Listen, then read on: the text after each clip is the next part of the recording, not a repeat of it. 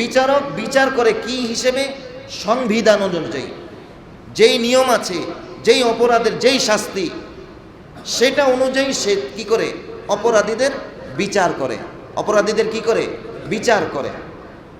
আল্লাহ রাব্বুল আলামিন সেই বিচার দিবসে তিনি বিচারক হবেন না। সেই বিচার দিবসে তিনি বিচারক হিসেবে বসবেন না। কারণ বিচারক হিসেবে যদি বসতেন, তাহলে যেই বান্দার গুনার কারণ জাহান্নাম পাওয়া দরকার তাকে জাহান্নামে দিতে হতো, যার জান্নাত পাওয়া দরকার ইনসাফ অনুযায়ী তাকে জান্নাত দেওয়া লাগতো। আল্লাহ রাব্বুল আলামিন হাসরের ময়দানে বিচার দিবসে তিনি বিচারক হিসেবে, অর্থাৎ বিচারক এটা বাংলা শব্দের, এটার আরবি শব্দ হাকিম অথবা কাজী। আল্লাহ তাআলা এই আয়াতের মধ্যে বলে নাই কাজীও বলেন নাই, হাকিমও বলেন নাই, বরং তিনি বলেছেন মালিক ইয়াউমিদ্দিন, বিচার দিবসের মালিক। অর্থাৎ আপনি ধরেন এই যে আমার এই ঘড়িটা আমি যদি কাউকে এমনি কাউরে দিয়ে দেই, কারো কাছে জবাবদিহিতা দেওয়া লাগবে? কারো কাছে কৈফিয়ত দেওয়া লাগবে? আমি যদি ওনার কাছে যদি 10 টাকা বিক্রি করি, কারো কাছে আমার কৈফিয়ত দেওয়া লাগবে? কারণ কি? কারণ এটার মালিক কে? আমি। আমার জিনিস আমি যেভাবে খুশি সেইভাবে আমি এটাকে ব্যবহার করব।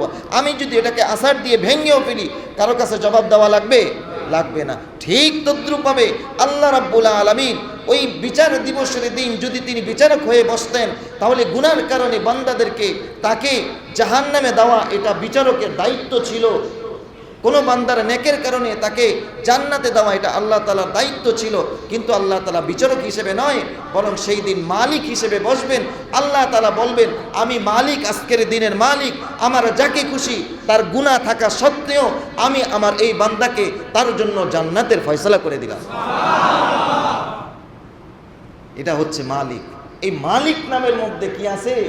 একটা রহস্য আছে। এই রহস্যটা এটা যে মালিক যেভাবে চায়, সে চাইবে যে আমার গুনাহ করছে তো কি হয়েছে, রোজা রাখে নাই তো কি হয়েছে, নামাজ পড়ে নাই তো কি হয়েছে, সে বিভিন্ন হারামের সাথে লিপ্ত ছিল তো কি হয়েছে, আমি মালিক চাচ্ছি আমার বান্দাকে ক্ষমা করে দিয়ে তাকে জান্নাতের ফয়সালা করে দিব। কারো কাছে আমার জবাবদিহিতা নাই, এটা আমার ইচ্ছা, আমি আমার বান্দার জন্য জান্নাতের ফয়সালা করে দিলাম। এই ইচ্ছা কার আছে? একজন মালিকের আছে। এই ইচ্ছা কার আছে? মালিকের আছে। যেমন ঘড়িটাকে আমি যেইভাবে ইচ্ছা সেইভাবে করতে পারবো, কিন্তু এটা যদি আমার ঘড়ি যদি আপনি বিক্রি করতে যান, তাহলে আমার কাছে জবাবদিহিতা করা লাগবে কি লাগবে না? যদি আসার মাইনা ভাঙ্গা দেন, এটারও কৈফিয়ত দেওয়া লাগবে। যদি আপনি নিয়ে পড়েন, এটার কৈফিয়ত দেওয়া লাগবে। কিন্তু যখন আপনার হবে তখন কৈফিয়ত আছে? ঠিক তদ্রূপভাবে আল্লাহ রাব্বুল আলামিন বিচার দিবসে বিচারক নয়, বরং তিনি মালিক হয়ে বসবেন। সুবহানাল্লাহ পড়ি। লা ইলাহা ইল্লাল্লাহ, লা ইলাহা ইল্লাল্লাহ, লা ইলাহা। বেশি সময় লাগবে? বেশি সময় লাগলে পরে করু, নামাজের পরে।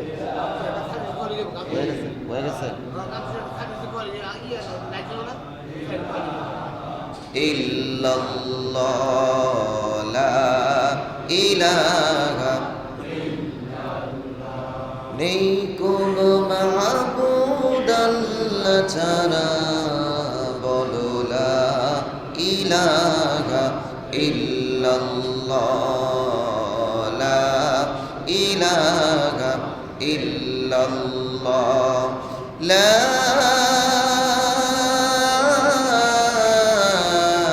ইলাহা ইল্লাল্লাহু মুহাম্মাদুর রাসূলুল্লাহ সাল্লাল্লাহু আলাইহি ওয়াসাল্লাম।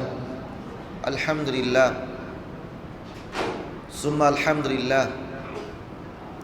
আল্লাহ সুবহানাহু ওয়া তাআলার দরবারে অসংখ্য অগণিত কালিমাত ও শুকর আদায় করছি, যে মহান রব্বুল আলামিন আজকের এই পবিত্র মাসে, মাহে রমজানের প্রথম জুমায় আল্লাহ রব্বুল আলামিন আমাদেরকে হায়াত দিয়েছেন, সুস্থ রেখেছেন, ভালো রেখেছেন।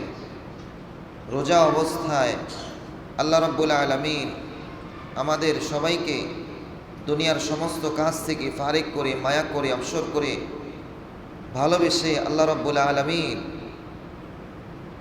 রমজানের প্রথম জুমা আদায় করার জন্য সবার আগে আগে মসজিদে আসার এবং বসার মতো তৌফিক দিয়েছেন এবং কোরআন ও হাদিসের আলোকে দু একটি কথা বলা এবং শুনবার মতো আল্লাহ তাআলা আমাদের সুযোগ করে দিয়েছেন। এই জন্য আমরা প্রত্যেকে দিল থেকে মন থেকে মহাব্বতের সাথে গলাটা ছেড়ে দিয়ে চিৎকার করে কালিমাতুশ শুকর আদায় করে বলবো আলহামদুলিল্লাহ। সম্মানিত হাজিরিন, আল্লাহ রাব্বুল আলামিন আমাদেরকে এমন একটি মাসে পৌঁছে দিয়েছেন যেই মাসটাকে ইবাদতের দিক থেকে প্রথম মাস বলা যায়। মাসসমূহের গণনা তো আল্লাহ রাব্বুল আলামিন 12টি করেছেন। আল্লাহ তাআলা কোরআনের মধ্যে বলেন, ইন্না ইদ্দাতাশ শুহুরি ইনদাল্লাহি 12 শাহরান ফি কিতাবিল্লাহ ইয়াওমা খালাকাস সামাওয়াতি ওয়াল আরদা মিনহা আরবাআতুন হুরুম। আল্লাহ তাআলা বলেন, একটা বৎসরের জন্য তোমাদের জন্য আমি 12টা মাস নির্ধারণ করে দিয়েছি। এই 12টি মাসের মধ্যে 4টি মাস হচ্ছে অত্যন্ত সম্মানিত মাস, অত্যন্ত ফজিলতপূর্ণ মাস। আর এই 4 মাসের মধ্যে সবথেকে সেরা মাস হচ্ছে রমজানুল মুবারক, অর্থাৎ রমজান মাস। সুবহানাল্লাহ। কেন এই মাসটা সবথেকে দামি, সমস্ত মাস থেকে সেরা মাস এবং সমস্ত মাসের থেকে সর্দার? একটা দলের মধ্যে একজন লিডার থাকে, একজন সাইয়েদ থাকে, একজন নেতা থাকে। ঠিক তদ্রূপভাবে মাসের মধ্যেও সেরা মাস হচ্ছে রমজান মাস। যেমনিভাবে দিন সমূহের মধ্যে জুমার দিন সব থেকে দামি একটি দিন, ফজিলতপূর্ণ একটি দিন, মর্যাদাপূর্ণ একটি দিন, মাস সমূহের মধ্যেও আল্লাহ রাব্বুল আলামিন এই রমজান মাস থেকে সমস্ত মাস থেকে দামি এবং আল্লাহ তাআলার কাছে প্রিয় মাস হিসেবে আল্লাহ তাআলা নির্বাচন করেছেন। সুবহানাল্লাহ। আবার আরেক দিক দিয়ে দেখলে দেখা যায় এই মাসটা কেন দামি? কারণ এই মাসের মধ্যে আল্লাহ রাব্বুল আলামিন পৃথিবীর মধ্যে সব থেকে দামি গ্রন্থ, সব থেকে মর্যাদাপূর্ণ গ্রন্থ কোরআনে কারীমকে আল্লাহ রাব্বুল আলামিন এই রমজান মাসেই নাজিল করেছেন। সুবহানাল্লাহ। শুধু তাই নয়, এই মাসের মধ্যে এমন একটি রজনী রয়েছে, এমন একটি রাত্র রয়েছে, যেই রাত্রের কথা, যেই রাত্রের ফজিলত আল্লাহ রাব্বুল আলামিন স্বয়ং কোরআনের মধ্যে উল্লেখ করে বলেছেন, এই রাত্র যদি কেউ পেয়ে যায়, ওই এক রাত্রের ইবাদত 1000 রাত্র 1000 মাস ইবাদত করলে যেই সওয়াব আল্লাহ রাব্বুল আলামিন এক রাত ইবাদত করলে সেই সওয়াব তার আমলনামায় দিয়ে দেন। সুবহানাল্লাহ। আর সেই রাত্রটা অর্থাৎ লাইলাতুল কদরকে আল্লাহ রাব্বুল আলামিন অন্য কোনো মাসে দান করেন নাই, বরং রমজানুল মুবারকই দান করেছেন। সুবহানাল্লাহ। এই জন্য আল্লাহ রাব্বুল আলামিন কোরআনে পাকের মধ্যে বলেন, শাহরু রমাদানাল্লাযী উনজিলা ফীহিল কুরআন হুদাল লিন্নাসি ওয়া বাইয়িনাতিন মিনাল হুদা ওয়াল ফুরকান।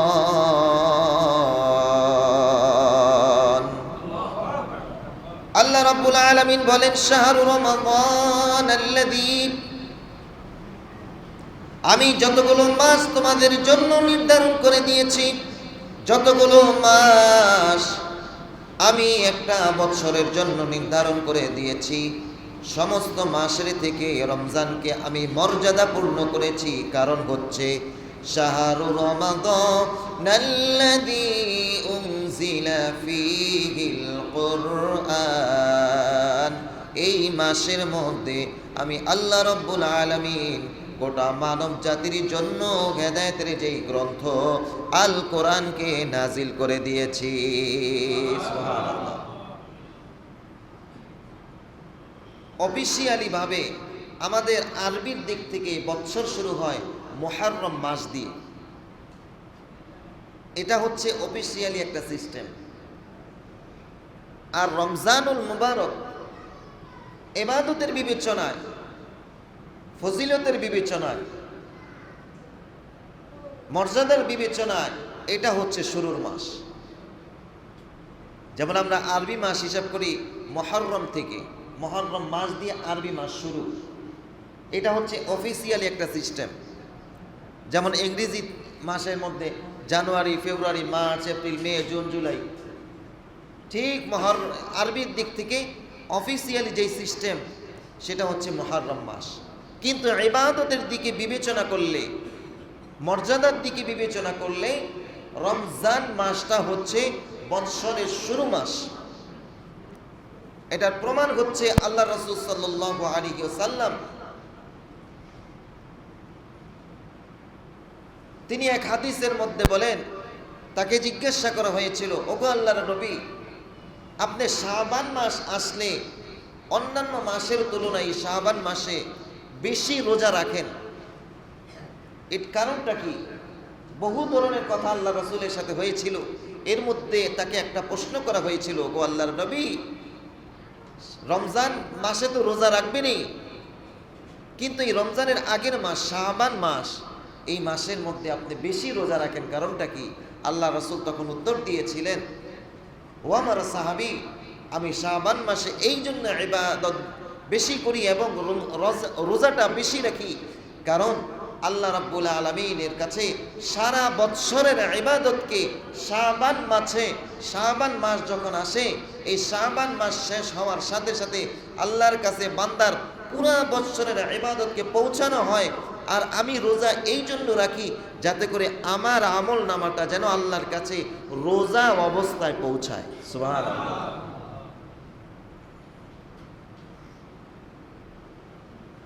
আর আল্লাহ তাআলা এই রমজানকে ইবাদতের বিবেচনায়, ফজিলতের বিবেচনায় প্রথম মাস হিসেবে আল্লাহ তাআলা এই মাসের মধ্যে কিছু অফারও দিয়ে দিয়েছেন।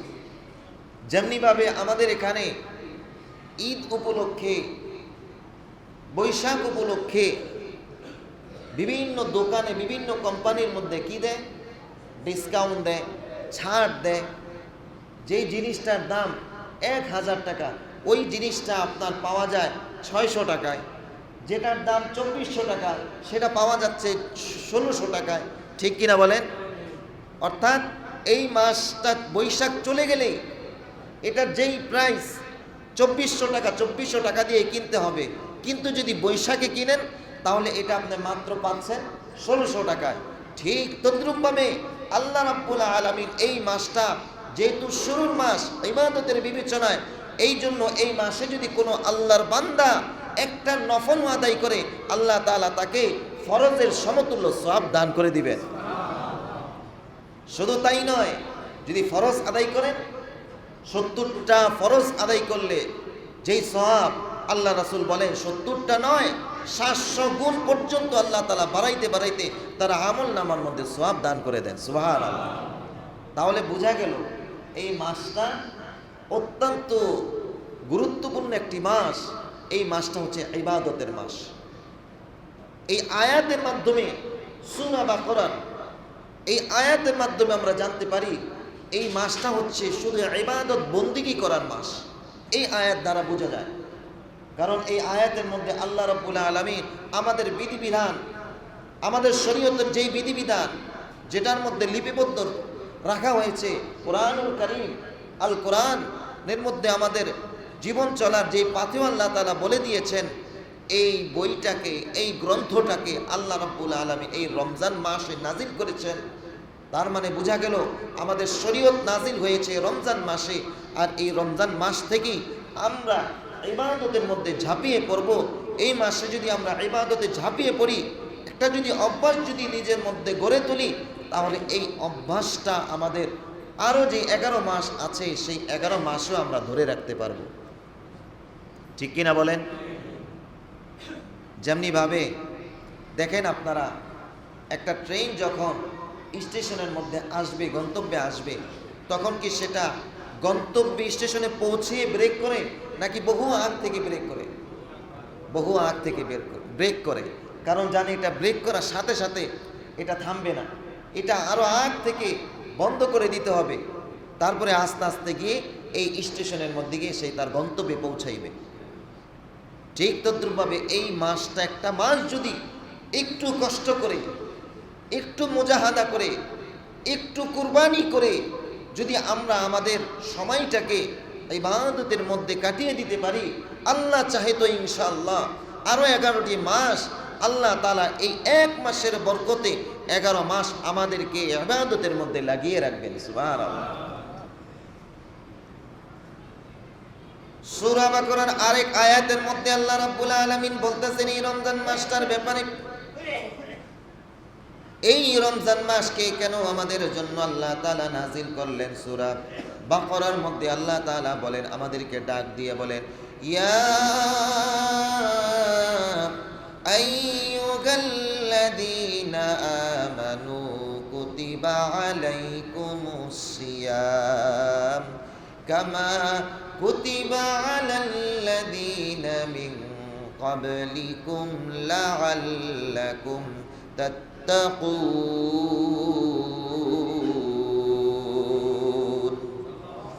আল্লাহ রাব্বুল আলামিন বলেন, এই আয়াতের মধ্যে আমাদেরকে জানিয়ে দিতেছেন আল্লাহ তাআলা রমজানকে আমাদের উপরে ফরজ করেছে, যেমনি ভাবে পূর্ববর্তী উম্মতের উপরে এই রমজানটা রোজা ফরজ ছিল। আল্লাহ রাব্বুল আলামিন কেন ফরজ করেছেন? কারণ রমজানের মাধ্যমে আল্লাহ তাআলা বান্দাদেরকে গুনাহ থেকে বেঁচে থাকার অভ্যাস করার জন্য রমজান মাস দিয়েছেন। গোটা 11 মাস গুনাহ করতে করতে আমরা যেরকম ভাবে আমরা আমাদের কলবটাকে নষ্ট করে ফেলি, এই রমজান মাসটাকে আল্লাহ তাআলা দিয়েছেন, বান্দারে এই যে একটা মাস তুমি তোমাকে পরিশুদ্ধ করে রাখো, তুমি তোমাকে বিভিন্ন ধরনের গুনাহ থেকে বাঁচিয়ে রাখো। যদি রাখতে পারো, যদি নিজেকে কন্ট্রোল করে গুনাহ থেকে তুমি বেঁচে থাকতে পারো, 11টি মাস আমি তোমাকে গুনাহ থেকে বাঁচানোর জন্য আমি স্বয়ং আল্লাহ তাআলা তোমাকে সাহায্য করব। সুবহানাল্লাহ। দেখবেন আপনার একটা বিষয়, অনেক সময় দেখবেন কোন আলেম ওলামা, ধরেন এক ইমাম সাহেব একজনকে, এক যুবকরে ধরছে, নামাজ এখন পড়তেই হবে, আমার সাথে চলো। এখন সে ছড়তেও পারতেছে না, যে হুজুরে ধরছে তো ধরছে টাইট করে, ছোটার কোনো সুযোগ নাই, আমার সাথে যেতেই হবে, নামাজ এখন পড়তেই হবে, কোনো কথা নাই, কোনো কথা চলবে না। এখন সে হুজুরকে নাও করতে পারতেছে না, ছুটতেও পারতেছে না, চলে আসছে হুজুরের সাথে। হুজুরের মন রক্ষা করার জন্য সে ওযু বানাইছে, নামাজ পড়ছে, কিন্তু তার নামাজটা হয় নাই, কারণ সে তার প্যান্টটা নাপাক, দাঁড়ায় পেশাব করছে, পানি নেয় না, ডিলাকুলুক নেয় নাই, প্যান্ট নাপাক, যার কারণে নামাজও হয় নাই। বাইর হইয়া বলতেছে, যাক হুজুরও সান্ত্বনা দিলাম, নামাজও হইল, কোনো সমস্যা হয় নাই। হুজুরকে কি দিলাম? সান্ত্বনা দিলাম। কিছু বুঝতে পারে না, আমার প্যান্ট নাপাক এটা তো হুজুর জানে না, হুজুরে যে উদ্দেশ্যে নিছে নামাজ তো হয়ে গেছে। কিন্তু যখন এই ছেলেটাই, যখন রমজান মাস আসলে যেই ছেলেটা ওই সময় নাপাকি অবস্থায় নামাজ পড়লে আল্লাহ তাআলা নামাজ কবুল করবেন, এই জিনিসটা তার ভিতরে ভয় আসে নাই, সে কোনো রকম ফাঁকি দিয়ে নামাজ, তাকে একটা বুঝ দিয়ে চলে গেছে। কিন্তু এই ছেলেটাই যখন রমজান মাসে রোজা রাখে, সে যখন একাকী ঘরে থাকে এবং তার পেটের মধ্যে ক্ষুধা এবং তার ভিতরে পানির পিপাসা, ফ্রিজের মধ্যে খাবারও আছে, তৃষ্ণা নিবারণের জন্য ঠান্ডা পানির ব্যবস্থা আছে, দেখবেন এই ছেলেটা কেউ নাই, কেউ দেখবে না, তারপরেও সে রোজা ভাঙে না। ঠিক কিনা বলেন? এটা কেন? এটা রমজান মাসের বরকত। আল্লাহ রাব্বুল আলামিন এই জন্যই বলেছেন লাআল্লাকুম তাত্তাকুন। আর এই বান্দা, রমজান তো এই জন্যই তোমাদের জন্য আমি দিয়েছি, যাতে করে তোমরা নিজেদেরকে পরহেজ করতে পারো, নিজেদেরকে বাঁচিয়ে রাখতে পারো, যাতে করে আল্লাহর ভয় তোমার ভিতরে তুমি ঢালতে পারো, আল্লাহর ভয় যেন অর্জন করতে পারো। এই জন্যই রমজানকে আমি তোমাদের জন্য পাঠিয়েছি, তোমাদের জন্য ফরজ করেছি। যেই মানুষটা মসজিদে আসছে, নামাজ পড়লো নাপাকি অবস্থায়, এই ছেলেটাই যখন আবার রোজা রাখে, একাকী থাকার পরেও, সুযোগ থাকার পরেও এই ছেলেটা কোনো মতে কোনোভাবেই রোজা সে ভাঙে না। এটাই বোঝা যায় রমজান মাস মানুষদেরকে, আপনাকে আমাকে গুনাহ থেকে বাঁচিয়ে রাখে। এই রমজান মাসে গুনাহ থেকে বাঁচার জন্য একটা মাধ্যম, ঠিক কিনা? তাহলে গুনাহ থেকে বাঁচার অন্যতম একটা মাধ্যম হচ্ছে রমজান, অর্থাৎ রোজা। রোজা মানুষদেরকে বিভিন্ন গুনাহ থেকে বাঁচিয়ে রাখে। রোজার মাধ্যমে মানুষ গুনাহ থেকে বেঁচে থাকার অভ্যাস তার ভিতরে অর্জন হয়।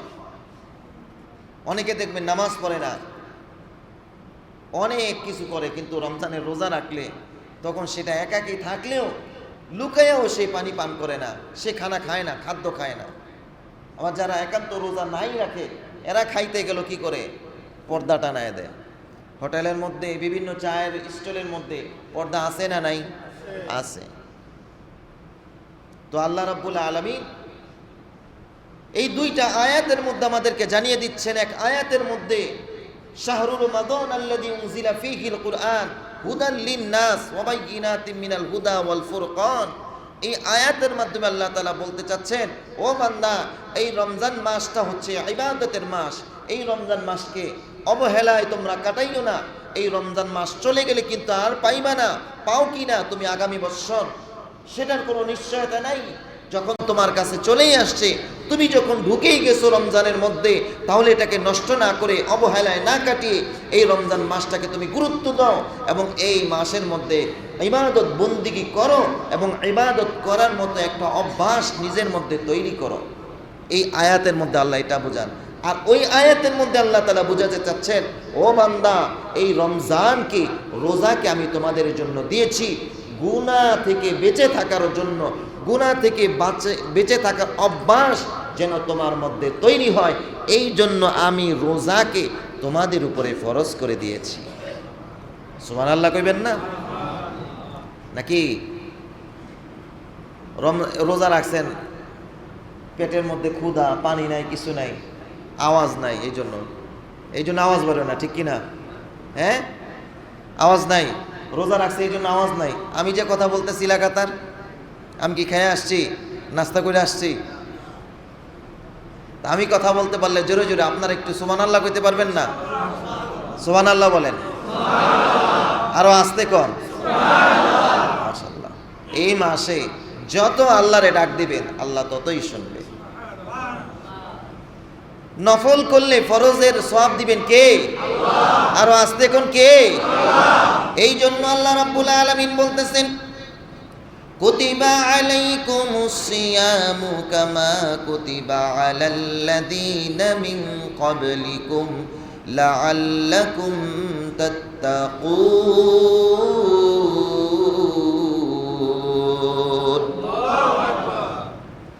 আল্লাহ রাব্বুল আলামিন জানিয়ে দিচ্ছেন, আপনাকে আমাকে রমজান মাসকে আমি তোমাদের জন্য দান করেছি।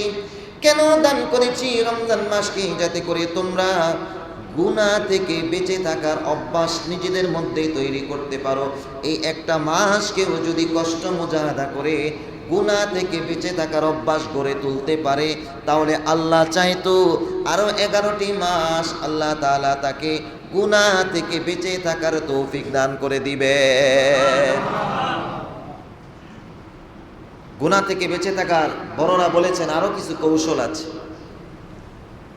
যখন আপনি গুনাহ করতে যাবেন, তখন 3টা জিনিসকে সামনে রাখবেন। যখন গুনাহ করার অভ্যাস, যখন আপনাকে গুনার দিকে টেনে নিয়ে যাবে, 3টা কথা আপনি নিজের মধ্যে ফিট করবেন। 1 নাম্বার হচ্ছে, যখনই গুনাহ করতে যাবেন, তখন আপনি ভিতরে এটা আনতে হবে, আমার মালিক আমাকে দেখতেছে। আপনি যেই কোনো গুনাহ করতে যান না কেন, শুধু একটা কথা মনের মধ্যে রাখবেন, হায় রে, আমি তো গুনাহ করতে যাচ্ছি, আমি তো জিনা করতে যাচ্ছি, আমি তো মোবাইলের মধ্যে গুনাহ করতেছি, আমি তো বিভিন্ন জায়গায় গিয়ে গুনাহ করতেছি, অন্ধকারে গুনাহ করতেছি, কেউ দেখতেছে না, কেউ দেখতেছে না, একজন ঠিকই দেখতেছেন, তিনি হচ্ছেন আমার মালিক। তিনি কে? তিনি হচ্ছেন আমার মালিক। তিনি কে? বলেন মালিক। তিনি কে? বলেন মালিক। তিনি কে? তিনি কে? মালিক। আরে মালিক বলাইতেছে, একটা উদ্দেশ্য আছে। মালিক বলানোর পিছনে একটা হিকমত আছে। আল্লাহ তো আমি বলাইতে পারি, আমি তো আল্লাহ বলতে পারতাম, কিন্তু মালিক নামের মধ্যে একটা রহস্য আছে, একটা কারণ আছে। সূরা ফাতিহার মধ্যে একটা আয়াত আছে। আয়াতটা কি? মালিক ইয়াউমিদ্দিন। কি সেটা? সবাই বলেন, সবাই বলি আলহামদুলিল্লাহি রাব্বিল আলামিন আর রহমানির রহিম মালিকি ইয়াউমিদ্দিন ইয়্যাকা না'বুদু ওয়া ইয়্যাকা নাস্তাঈন ইহদিনাস সিরাতাল মুস্তাকিম সিরাতাল লাযীনা আন'আমতা আলাইহিম গায়রিল মাগদুবি আলাইহিম ওয়ালাদ-দাল্লিন। খারাপ লাগে? মজা লাগে না? বিরক্ত লাগে? কতবার শুনছেন এই যে সূরাটা কতবার শুনছেন? হিসাব আছে? কেউ হিসাব দিতে পারবেন? এই যে ছোট থেকে এত বড় হয়েছেন, কয়বার শুনছেন? হিসাব রাখছেন কেউ? কিন্তু কোনোদিন বিরক্ত লাগছে? প্রতিদিনই তো, যারা 5 ওয়াক্ত নামাজ পড়ে প্রতিদিনই তো শুনে, প্রতিদিন শুনে, নিজে পড়ে। কতবার পড়ছি, কতবার শুনছি, কোনো হিসাব আছে? তারপরও বিরক্ত লাগে? আরো আসতে কোন বিরক্ত লাগে? যতই শুনি ততই মজা লাগে, যতই শুনি ততই ভালো লাগে। কারণ এই কোরআন, এটা কোনো সাধারণ মানুষের কোনো কথা নয়, সাধারণ কোনো মানুষের কোনো, এটা কোনো কি না কবিতা না, বরং স্বয়ং রব্বুল আলামিনের পক্ষ থেকে নাজিলকৃত আল্লাহ তাআলা নিজের ভাষা, নিজের কথা। সুবহানাল্লাহ বলি। তানজিলুম মির রাব্বিল আলামিন, তানজিলুম মির রাব্বিল আলামিন। আল্লাহর পক্ষ থেকে এটা নাজিলকৃত এক ঐশী গ্রন্থ, পবিত্র কুরআন আল্লাহ তাআলা আমাদের উপরে, আমাদের জন্য পাঠিয়ে দিয়েছেন। সুবহানাল্লাহ। এই আয়াতের মধ্যে, এই সূরার মধ্যে একটা আয়াত হচ্ছে মালিক ইয়াউমিদ্দিন। অর্থ কি? মালিক ইয়াউমিদ্দিন, বিচার দিবসের মালিক। অর্থ কি? বিচার দিবসের মালিক। হাইকোর্টে, জজ কোর্টে, পঞ্চায়েতের মধ্যে, বিভিন্ন সামাজিক জায়গায় যারা বিচার করে তাদেরকে কি বলা হয়? বিচারক বলা হয়। তাদেরকে কি বলা হয়? বিচারক বলা হয়। বিচারক বিচার করে কি হিসেবে? সংবিধান অনুযায়ী যেই নিয়ম আছে, যেই অপরাধের যেই শাস্তি, সেটা অনুযায়ী সে কি করে? অপরাধীদের বিচার করে। অপরাধীদের কি করে? বিচার করে। আল্লাহ রাব্বুল আলামিন সেই বিচার দিবসে তিনি বিচারক হবেন না, সেই বিচার দিবসে তিনি বিচারক হিসেবে বসবেন না। কারণ বিচারক হিসেবে যদি বসতেন, তাহলে যেই বান্দার গুনার কারণ জাহান্নাম পাওয়া দরকার তাকে জাহান্নামে দিতে হতো, যার জান্নাত পাওয়া দরকার ইনসাফ অনুযায়ী তাকে জান্নাত দেওয়া লাগতো। আল্লাহ রাব্বুল আলামিন হাসরের ময়দানে বিচার দিবসে তিনি বিচারক হিসেবে, অর্থাৎ বিচারক, এটা বাংলা শব্দের, এটার আরবি শব্দ হাকিম অথবা কাজী। আল্লাহ তাআলা এই আয়াতের মধ্যে বলে নাই, কাজীও বলেন নাই, হাকিমও বলেন নাই, বরং তিনি বলেছেন মালিক ইয়াউমিদ্দিন, বিচার দিবসের মালিক। অর্থাৎ আপনি ধরেন, এই যে আমার এই ঘড়িটা, আমার এই ঘড়িটা আমি যদি কাউকে এমনি কাউরে দিয়ে দেই, কারো কাছে জবাবদিহিতা দেওয়া লাগবে? কারো কাছে কৈফিয়ত দেওয়া লাগবে? আমি যদি ওনার কাছে যদি 10 টাকা বিক্রি করি, কারো কাছে আমার কৈফিয়ত দেওয়া লাগবে? কারণ কি? কারণ এটার মালিক কে? আমি। আমার জিনিস আমি যেভাবে খুশি সেইভাবে আমি এটাকে ব্যবহার করব। আমি যদি এটাকে আছাড় দিয়ে ভেঙেও ফেলি, কারো কাছে জবাব দেওয়া লাগবে? লাগবে না। ঠিক তদ্রূপভাবে আল্লাহ রাব্বুল আলামিন ওই বিচার দিবসের দিন যদি তিনি বিচারক হয়ে বসতেন, তাহলে গুনার কারণে বান্দাদেরকে তাকে জাহান্নামে দেওয়া, এটা বিচারকের দায়িত্ব ছিল। কোনো বান্দার নেকের কারণে তাকে জান্নাতে দেওয়া এটা আল্লাহ তাআলার দায়িত্ব ছিল, কিন্তু আল্লাহ তাআলা বিচারক হিসেবে নয়, বরং সেই দিন মালিক হিসেবে বসবেন। আল্লাহ তাআলা বলবেন, আমি মালিক, আজকের দিনের মালিক, আমার যাকে খুশি তার গুনাহ থাকা সত্ত্বেও আমি আমার এই বান্দাকে তার জন্য জান্নাতের ফয়সালা করে দিলাম। এটা হচ্ছে মালিক। এই মালিক নামের মধ্যে কি আছে? একটা রহস্য আছে। এই রহস্যটা এটা যে মালিক যেভাবে চায়, সে চাইবে যে আমার গুনাহ করছে তো কি হয়েছে, রোজা রাখে নাই তো কি হয়েছে, নামাজ পড়ে নাই তো কি হয়েছে, সে বিভিন্ন হারামের সাথে লিপ্ত ছিল তো কি হয়েছে, আমি মালিক চাচ্ছি আমার বান্দাকে ক্ষমা করে দিয়ে তাকে জান্নাতের ফয়সালা করে দিব। কারো কাছে আমার জবাবদিহিতা নাই, এটা আমার ইচ্ছা, আমি আমার বান্দার জন্য জান্নাতের ফয়সালা করে দিলাম। এই ইচ্ছা কার আছে? একজন মালিকের আছে। এই ইচ্ছা কার আছে? মালিকের আছে। যেমন ঘড়িটাকে আমি যেইভাবে ইচ্ছা সেইভাবে করতে পারবো, কিন্তু এটা যদি আমার ঘড়ি যদি আপনি বিক্রি করতে যান, তাহলে আমার কাছে জবাবদিহিতা করা লাগবে কি লাগবে না? যদি আসার মাইনা ভাঙ্গা দেন, এটারও কৈফিয়ত দেওয়া লাগবে। যদি আপনি নিয়ে পড়েন, এটার কৈফিয়ত দেওয়া লাগবে। কিন্তু যখন আপনার হবে তখন কৈফিয়ত আছে।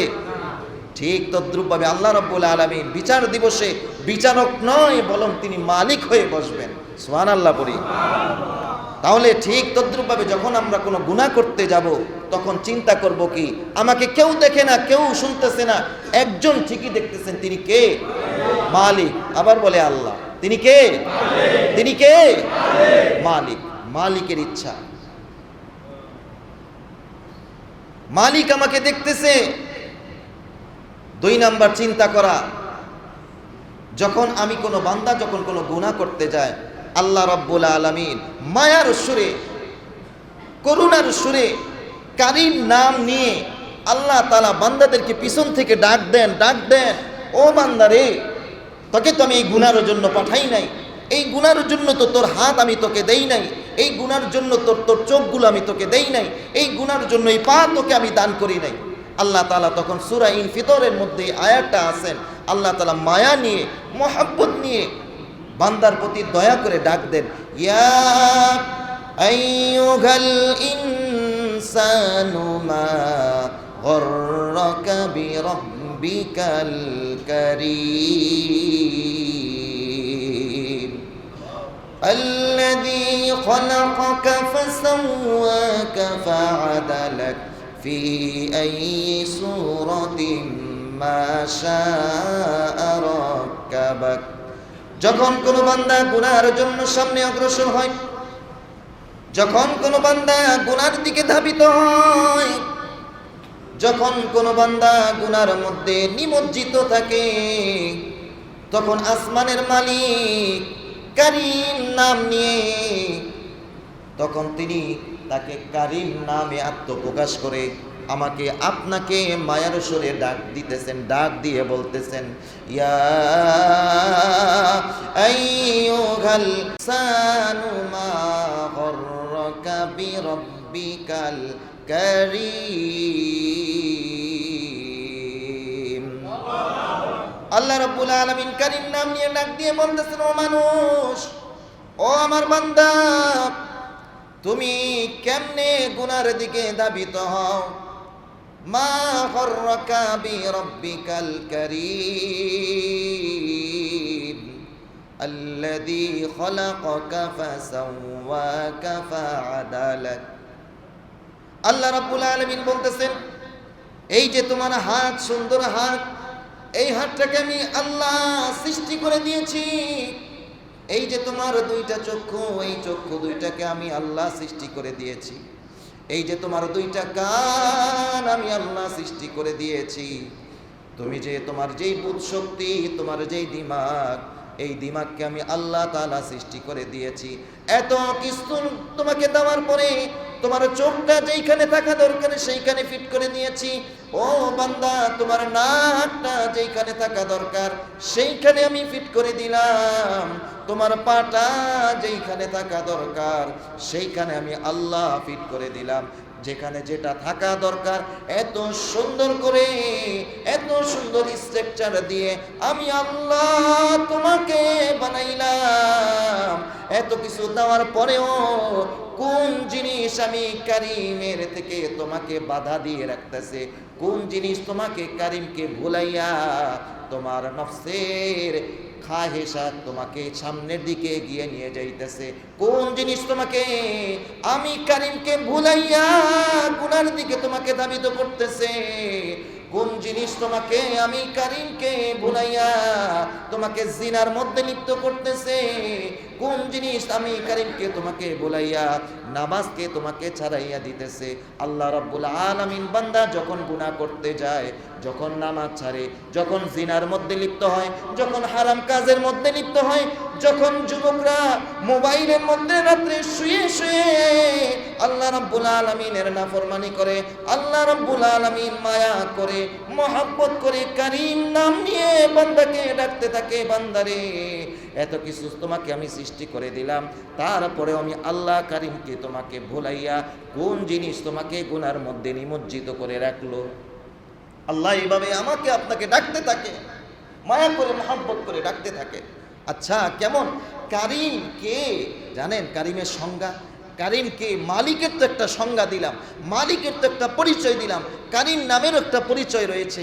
এর আগে আপনাদেরকে আমি প্রশ্ন করতে চাই, আল্লাহ এবং রাসূলের পরে দুনিয়ার মধ্যে একজন মানুষকে সব থেকে ভালো কে বাসে? আল্লাহ এবং রাসূলের পরে দুনিয়ার মধ্যে একটা মানুষকে সব থেকে ভালো কে বাসে? আরো আস্তে কোন কে? আরো আস্তে কোন? মা। আল্লাহ রাসূলের পরে দুনিয়ার মধ্যে একটা মানুষকে সব থেকে বেশি ভালোবাসে একজন মা। নিঃস্বার্থভাবে এক সন্তানকে মা ভালোবাসে। একটা মাসালা, কথার মধ্যে মাসআলা চলে আসে। কোন সন্তান যদি মারা যায়, সেই সন্তানের লাশকে বহন করে এবং কবরের মধ্যে নামানো, এটা একজন বাবার জন্য জায়েজ আছে, বাবার জন্য এটা কি আছে? অনুমতি আছে, কিন্তু একজন মায়ের জন্য অনুমতি নাই। কারণ কি? কারণ বাবারও কষ্ট লাগে। সন্তান যখন মা বাবার আগে চলে যায়, বাবা যখন সন্তানের লাশকে কাঁধে নেয়, ওই বাবার জন্য দুনিয়ার মধ্যে কষ্টের বস্তু আর কিছু নাই। সব থেকে কষ্টের বিষয় হচ্ছে বাবা হয়ে নিজ সন্তানের লাশকে কাঁধে নেওয়া। এটার চাইতে কষ্ট বাবার জন্য দুনিয়ার মধ্যে আর কিছু নাই। কিন্তু এই বাবার জন্য লাশকে কাঁধে নেওয়া এবং কবরের মধ্যে রাখা অনুমতি রয়েছে, একজন মায়ের জন্য এটা অনুমতি নাই। কারণ হচ্ছে বাবা কাঁধে তার সন্তানের লাশ বহন করে কবরে রাখতে পারবে, কষ্ট হবে, কিন্তু এই কষ্টটা সেই সহ্য করার ক্ষমতা তার আছে। কিন্তু একজন মা যদি অনুমতি থাকতো, সেই মা তার সন্তানের লাশকে কাঁধে নিয়ে কবরে রাখবে, ওই কবরে রাখার পরে মা যে সুস্থ অবস্থায় ফিরে আসবে, এই ক্ষমতা মার ভিতরে নাই। আল্লাহ তাআলা এই ক্ষমতা মাকে দেন নাই। এই মায়ের ভিতরে এত মায়া মহব্বত, মা যেই পরিমাণ তার সন্তানকে ভালোবাসে, এরকম ভালোবাসা দুনিয়ার আর কেউ ভালোবাসতে পারে না। আরে এটা আমি বলি নাই, এটা রাসূল বলেছেন। এটা রাসূল বলেছেন যে মার চাইতে আল্লাহ এবং রাসূলের পরে মার চাইতে বেশি ভালো তোমাকে কেউ বাসবে না দুনিয়া। এত ভালোবাসা এই মায়ের অন্তরে কে দিয়েছেন বলেন? আরো জোরে বলুন, কে? এই মায়ের মধ্যে এত ভালোবাসা। ওই মা কি আমার একটা চোখ বানিয়েছিল? ওই মা কি আমার একটা অঙ্গ বানিয়েছিল? মা আমার কিচ্ছু বানায়নি, কিচ্ছু বানায়নি, বরং মা কিছুদিন তার পেটের মধ্যে ভাড়াটিয়ার মতো আমাকে তার পেটের মধ্যে রেখেছেন, কিছুদিন সে আমাকে লালন পালন করেছে। সে তাতেই মায়ের ভিতরে এত মায়া, এত মহাব্বত। আর যেই আল্লাহ আমার চোখগুলা মায়া করে করে বানাইছেন, একবার নয় দুইবার নয়, বানিয়েছেন আর দেখেছেন যে আমার বান্দার চোখগুলা সুন্দর হয়েছে কিনা, নাকটা বানিয়েছেন আর দেখেছেন আমার বান্দার নাকটা সুন্দর কিনা, হাতটা বানিয়েছেন, দেখেছেন আল্লাহ তাআলা আমার বান্দার হাতগুলা সুন্দর কিনা। যে আল্লাহ নিজ হাতে, কুদরতি হাতে আমাকে আপনাকে বানালেন, বলেন সেই আল্লাহর কত মায়া। সুবহানাল্লাহ কইবেন না? সেই আল্লাহর কত মায়া। মা যদি সন্তানের জন্য জান দিয়ে দেয়, আরে সন্তান অসুস্থ হইলে মা বলে, আল্লাহ আমার হায়াতটা আমার সন্তানকে দিয়ে দাও, তারপরে আমার সন্তানকে বাঁচিয়ে দাও। আল্লাহ আমার যত মাথার চুল আছে, আমার চুলের পরিমাণ আমার সন্তানের হায়াত বাড়ায়া দাও। বলে কি বলে না? ওই মা তো এত কিছু বানাই নাই, বরং কিছুদিন পেটে রাখছে মিয়া। আর যে আল্লাহ বানাইছেন সব কিছু বানায় দিচ্ছেন, সেই আল্লাহর কত মায়া। সেই মায়ার সুর নিয়ে, মায়ার ডাক নিয়ে আল্লাহ আমাকে আপনাকে ডাকতে থাকেন, ও বান্দা তুমি গুনার দিকে যাইতেছো, আমি যে তোমার এত কিছু বানায় দিলাম, এই চোখটাকে তো আমি তোমাকে দেই নাই, তুমি ফাহিশার মহিলাদের দিকে তাকায় থাকবা, এই চোখটাকে তো আমি দেই নাই, রাতের আধারে তুমি মোবাইল নিয়ে নিয়ে গুনাহ করবা, এই জন্য তো আমি চোখটা দেই নাই, আমি তো তোমার এই জবানটাকে দেই নাই, তুমি এই জবান দিয়ে আমি আল্লাহর বিধান ছাড়া, আমি আল্লাহর জিকির ছাড়া তুমি অন্য কিছু উচ্চারণ করবা, তুমি মানুষকে গালি দিবা, তুমি মানুষের উপরে মিথ্যা তহমত দিবা, তুমি মানুষের ব্যাপারে মিথ্যা সাক্ষী দিবা, তুমি এই জবান এই জন্য দেই নাই, এই জবান দিয়ে তুমি হারাম কামাই করবা, এই জন্য আমি বান্দা তোমার এই জবানকে দেই নাই। আল্লাহ তাআলা মায়া নিয়ে, মোহাব্বত নিয়ে বান্দাকে পিছন থেকে ডাকে, কারিম নাম নিয়ে ডাকে, বান্দারে আমি তোরে সব দিছি, আমার নাফরমানি তুই করিস না। দেখেন আল্লাহ কত কারিম, কত দয়ালু। আরে যখন আমরা সব কিছু আটকিয়ে এসির মধ্যে, যে রুমের মধ্যে এসি লাগানো হয়, বাহির থেকে কোনো বাতাস আসার সুযোগ আছে? আমরা কি করি? হাই গ্লাস লাগাই দিই, সব কিছু লাগাই দিই। লাগানোর পরে যখন আমরা গুনাহ করি, তখন আল্লাহ তাআলা ওই অবস্থায় আমাকে শাস্তি না দিয়ে, ওই অবস্থায় দরজার ফাঁক দিয়ে, জালানার ছিদ্র দিয়ে আল্লাহ তাআলা ফেরেশতাদেরকে বলে, আমার বান্দা অপরাধ করতেছে ঠিক, আমার বান্দা নাফরমানি করতেছে ঠিক, এই জন্য আমি আমার বান্দারে মারতে পারি না। আমার বান্দা যদি অক্সিজেন না পায়, আমার বান্দা মরে যাবে। ও ফেরেশতারা, আমার বান্দা অপরাধ করতেছে ঠিক, তারপরে আমার বান্দার জন্য অক্সিজেন তোমরা পাঠাইয়া দাও। সুবহানাল্লাহ। এই অক্সিজেন যদি কিছুক্ষণের জন্য অফ হয়ে যায়, বলেন আমরা বাঁচবো? বাঁচবো না। কিছুক্ষণের জন্য যদি অফ হয়ে যায়, আপনি টেস্ট করেন না, আপনি আপনার দমটাকে 1 মিনিট পর্যন্ত আটকায় রাখেন, তারপরে দেখেন আপনি বাঁচেন কিনা। পুরা অক্সিজেনে যদি নাই হয়ে যায়, করোনার মধ্যে দেখেন নাই, আল্লাহ তাআলা তো কোনো টাকা ছাড়া, কোনো পয়সা ছাড়া আপনাকে আমাকে ফ্রি অক্সিজেন দিয়ে দিয়েছে। ওই সময় করোনার মধ্যে গ্যাস কিনতে গেলে কত টাকা দাম ছিল? কত টাকা ছিল দাম মনে আছে? করোনার মধ্যে এই অক্সিজেনের যে সিলিন্ডারগুলা কত টাকা দিয়ে, তারপরেও বাজারে পাওয়া যায় না। এই অক্সিজেন যদি 5টা মিনিটের জন্য পুরো পৃথিবীর মধ্যে যদি বন্ধ করে দেয়, বলেন কেউ বাঁচবো আমরা? এই অক্সিজেনকে ফ্রি যিনি দিতেছেন তিনি কে? আল্লাহ দেওয়ার পরে সে আল্লাহর নাফরমানি কেমনে করি ভাই? এই জন্য এই রমজান মাসটা আমাদের জন্য গুনাহ থেকে বেঁচে থাকার জন্য একটা মাস। এই মাসে যদি গুনাহ থেকে বেঁচে থাকতে পারি, তাহলে সেটা আমাদের অভ্যাসে পরিণত হয়ে যাবে। আর সেটা অভ্যাসে পরিণত হলে 11টি মাস আল্লাহ তাআলা আমাদেরকে তৌফিক দিবেন গুনাহ থেকে বেঁচে থাকার। সুবহানাল্লাহ। এই জন্য আর কিছুদিন আছে, রহমতের কয়েকটা দিন তো চলেই গেল, বিদায় নিল। এই রহমতের কয়েকটা দিন আবারও যে সামনে আসবে কোনো গ্যারান্টি নেই। আবারও যে আল্লাহর কাছে বলবো যে আল্লাহ ভুল হয়ে গেছে, এই যে কয়েকটা দিন তুমি পিছায়া দাও, সুযোগ আছে? কোনো সুযোগ নাই, কোনো চান্স নাই। Time to time wait for not, সময় কারোর জন্য অপেক্ষা করে না। যেটা যাওয়া সেটা চলে যায়, যেটা চলে গেছে সেটার ফিরে আসার না। আপনার চুল যখন পাকা ধরে, যখন পেকে যায়, সেটার কাঁচা হওয়ার সুযোগ নাই। আপনি হয়তো কলম মারতে পারেন, আপনি হয়তো রং মারতে পারেন, কিন্তু যেটা সাদা হয়ে গেছে সেটা আল্লাহ তাআলা আর কাঁচা করবে না। সাদা হয়েছে তো হয়েছে। মাঝে মাঝে আয়নায় দাঁড়িয়ে দেখবেন, মাঝে মাঝে অসুস্থতা হলে দেখবেন, হায় রে আমি তো কিছুদিন আগে সুস্থ ছিলাম। আরে আপনার আমার যে দাঁত পড়ে, দাঁতের মধ্যে পোকা ধরে, এটা থেকেই তো শিক্ষা নেওয়া দরকার।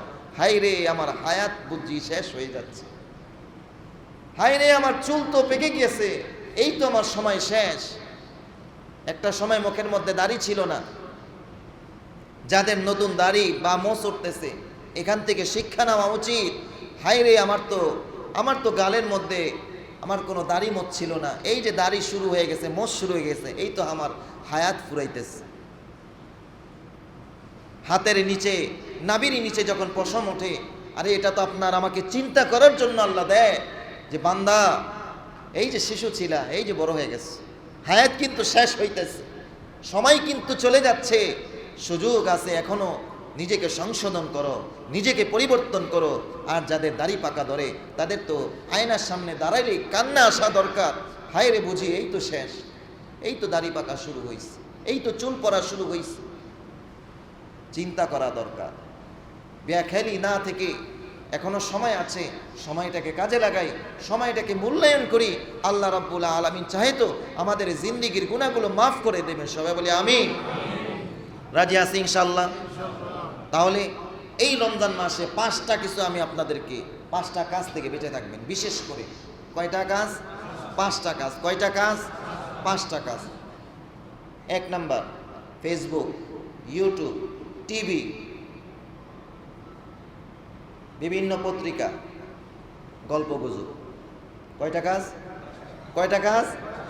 রাগ হইতেছেন? যাতে আপনার এই রমজান মাসটা নষ্ট না হয়, আপাতত এই রমজান মাসটা অপেক্ষা করে এই রমজান মাস উপলক্ষে শুধু 5টা কাজ থেকে আপনি বিরত থাকবেন। কয়টা কাজ? 1 number Facebook, 2 number YouTube, 3 number TV, 3 number কি? টিভি, 4 নাম্বার পেপার পত্রিকা, 5 নাম্বার গল্প গুজব অর্থাৎ আড্ডা। যাতে করে এই রমজান মাসের একটা সময়ও যেন নষ্ট না হয়, এই 5টা কাজ থেকে আমরা বেঁচে থাকবো। রাজি আছে ইনশাআল্লাহ? দেখি আবার একটু বলাই, দেখি মনে আসেনি, আবার একটু বলাই, দেখি মনে আসেনি। কয়টা কাজ থেকে আমরা বেঁচে থাকবো? কয়টা?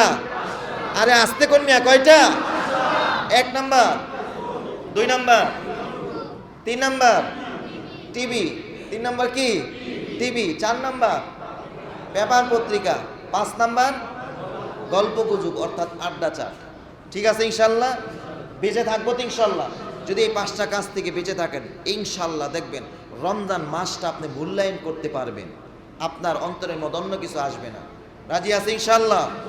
আপাতত এই রমজান মাসটার জন্য এই 5টা। ভাই ফেসবুক মানুষ ঢুকলে অনেক সময় নষ্ট করে, ইউটিউব মানুষ ঢুকলে অনেক সময় চলে যায়, টিভি মানুষ দেখতে বসতে কত সময় যে চলে যায় মানুষ বলতেই পারে না। ঠিক কিনা বলেন? আড্ডার মধ্যে মানুষ গেলে সময় কিভাবে যে চলে যায় বলতেই পারে না।